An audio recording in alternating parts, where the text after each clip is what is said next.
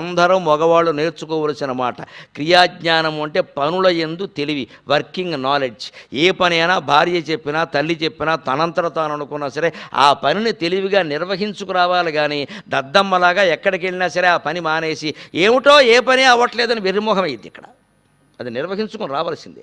ఆ పనులు నిర్వహించడంలో తెలివి ఉన్న భర్తని భార్య బాగా ప్రేమిస్తుంది. ఎందుకంటే సహజంగా వాళ్ళకుండే ఆందోళనలో పనులు అవుతాయో అవ్వో, ఏమిటో ఆర్థికంగా ఇబ్బందులు పడుతున్నావు ఎలాగో అంటే వెంటనే మగవాడు ఏం చేసినా చేయకపోయినా సరే భార్య భుజం మీద చేసి నువ్వు ఊరుకో, నువ్వు నిశ్చింతగా పడుకొని నేను చూసుకుంటాను కదా అంటే అమ్మయ్యాన్ని పడుకుంటుంది ఆవిడ. అంతేగా ఏమిటో ఇలా అయిపోయింది నా జీవితం. ఇగో మా నాన్నగారు కూడా ఇంతేట, మా తాత ఈ దరిద్రపు మాటలు పెళ్ళాం దగ్గర కాదు ఇక్కడ.